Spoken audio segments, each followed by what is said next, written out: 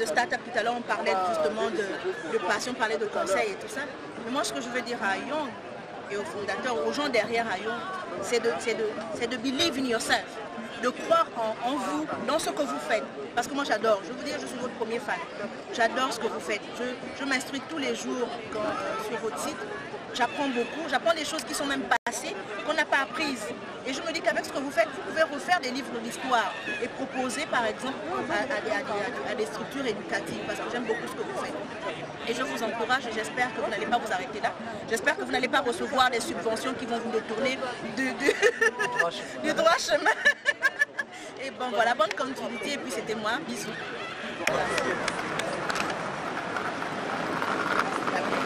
Bien sûr.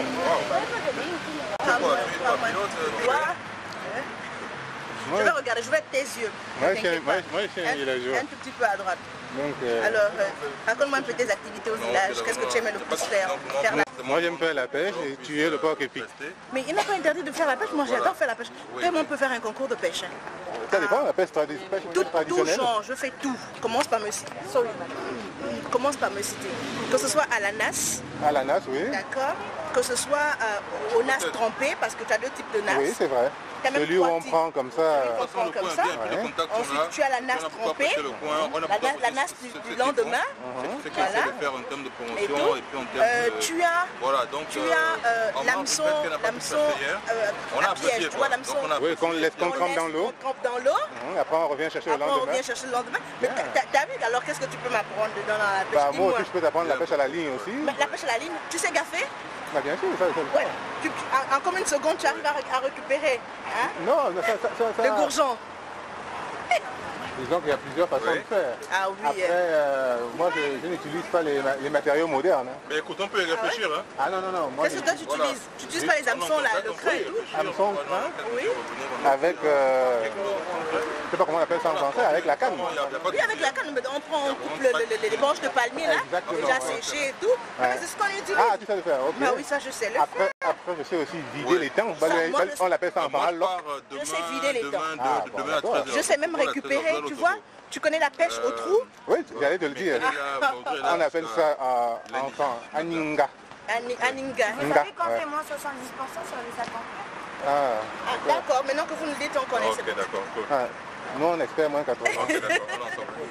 Ah oui, donc la pêche au trou, tu as le genre où tu prends aussi l'hameçon, mais là il faut avoir le gros crin là.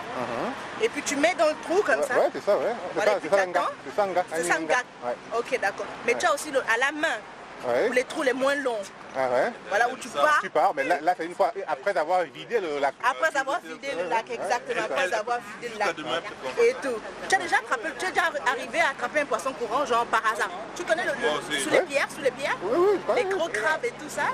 Et le poisson courant. Oui. Oh là là. Regarde, il dit c'est pas un vrai mot. Et puis ce qui est bien, tu sais la capture des les crevettes. Après le... Ah mais non, avant d'arriver à la capture des crevettes. Lorsqu'on parle de vider les dents là.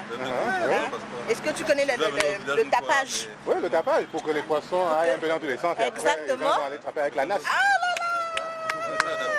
Ça c'est super. Ça c'est ce que j'adore. Et ce que j'adore le plus, tu vois, quand tu fais le tapage et que tu as les poissons qui arrivent à la surface et qui sont fatigués, ils ont les bouches comme ça en haut. Et là tu prends ta nasse et puis tu ramasses. Tu les prends. Tu les prends. Ouh là là. Ça, tu n'as même pas besoin de les saouler. Tu sais, je ne sais pas si tu connais le... je ne sais pas si vous avez ça, tu as ça dans ton village, le village dans lequel tu as grandi là. Et on a des espèces de grosses boules vertes comme ça, qu'on laisse sécher et après on les casse. À l'intérieur, la chair de cette boule là, c'est en fait un poison pour les poissons. Ça les saoule un tout petit peu. Oui, on appelle ça chez nous au barélet, oui. Ça les paralyse pendant un moment. Pendant un moment, exact. Au barélet. Au barélet. Moi je ne connais pas comment ça s'appelle. Au barélet, officiellement. Au barélet. Après c'est une substance qu'on utilise ici. Oui. C'est un anesthésiant. C'est un anesthésiant, exactement. On a même deux, il y a celui-là et puis il y a d'autres. Ce sont des feuilles qu'on gratte comme ça contre le panier. En mélange avec ça là, j'allais dire au baméan. Au barélet. Et puis tu grattes comme ça. Et puis quand tu fais ça, tu fais ça dans l'eau et après tu bouscules le panier comme ça. Et puis ça se répartit et ça paralyse les poissons pour un temps. Ah ben oui. Après on peut venir les rechercher et réutiliser cette eau. Oh là là là là.